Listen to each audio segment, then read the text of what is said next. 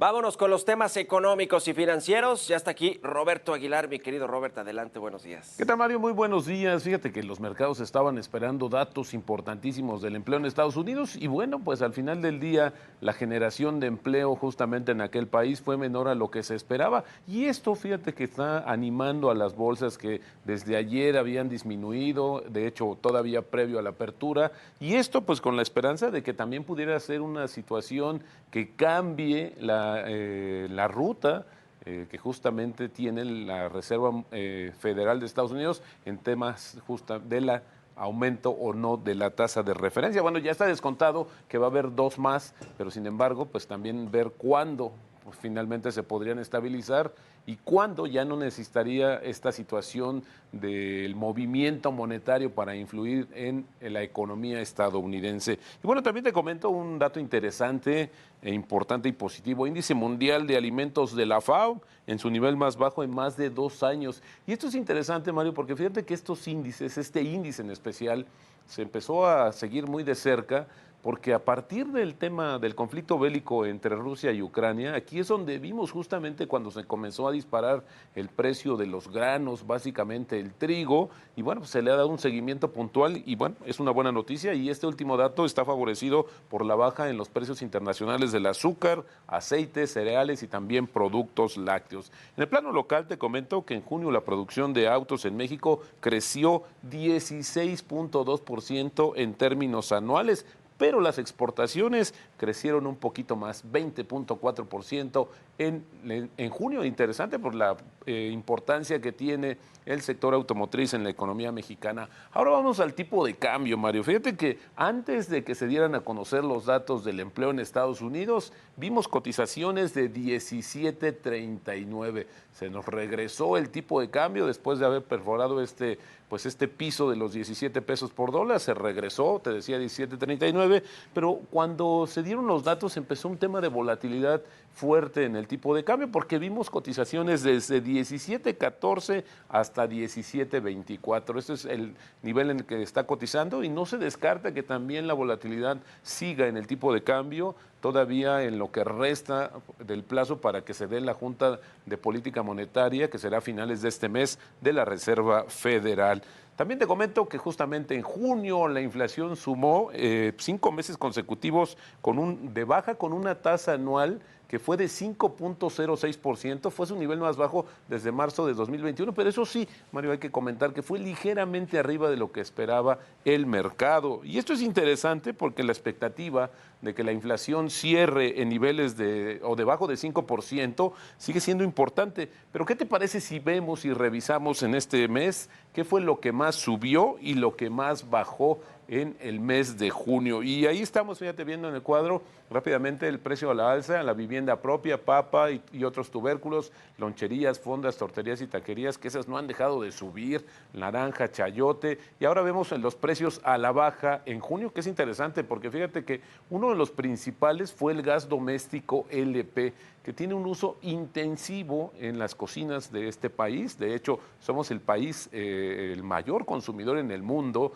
del gas doméstico en cilindros, justamente. Luego está el huevo, pollo, limón y los servicios de telefonía móvil. Así, la pintura, justamente el cuadro de la inflación en el mes de junio. Y también hablando del tema monetario y lo que tiene que ver con el Banco de México, te comento que 2 mensajes importantes arrojaron justamente las minutas del Banco Central que se dieron a conocer el día de ayer. Uno, considera que es necesario mantener el nivel actual de su tasa de referencia por un periodo prolongado para alcanzar la convergencia a la meta de inflación del 3%. Nuevamente nos vuelve a repetir el Banco de México, un periodo prolongado. ¿Cuánto será esto hasta que termine el año? Todavía incluso algunos ven que sería hasta el primer trimestre del próximo año cuando pudiéramos ver algún movimiento en la tasa de referencia en México, la cual, pues hay que decirlo, está en 11.25, está en un nivel también bastante alto. Y número 2, el Banco Central reconoció que la actividad productiva ha mostrado resiliencia en el entorno externo, que es complejo, pero notó que algunos indicadores, Mario,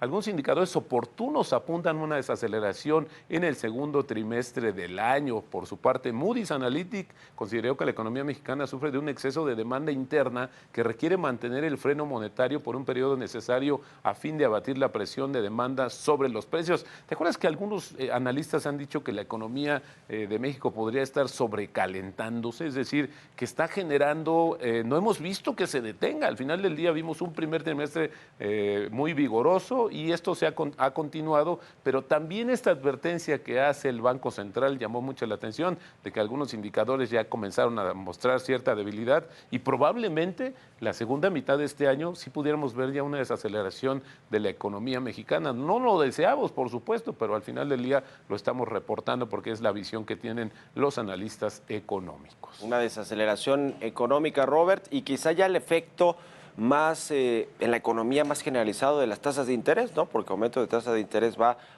busca un poco reducir el ritmo económico, el tema del consumo y de todo este asunto. Y bueno, pues vendrá la desaceleración, como ya está sucediendo en los Estados Unidos, o es probable que suceda ya de forma mucho más marcada en la segunda mitad del año. Hablando de inflación, de este dato que nos decías del 5% de junio, 5.06, que es un buen dato, digamos, si lo comparábamos con los niveles de 7 hasta 8% que tuvimos, pero todavía está lejos del rango del Banco de México o del objetivo de 3%, y además estuvo por debajo de lo que esperaban los analistas, ¿no? Es decir, estuvo, bueno, más bien arriba del dato que esperaban los analistas, no bajó tanto como se esperaba en junio la inflación. De hecho, lo que vimos ya, solo si medimos la inflación del mes de junio, o de la última quincena de junio, para completar el mes, ya vemos un rebote, que habíamos visto una disminución del dato quincenal en las 3 quincenas previas, y esto por el tema que habíamos comentado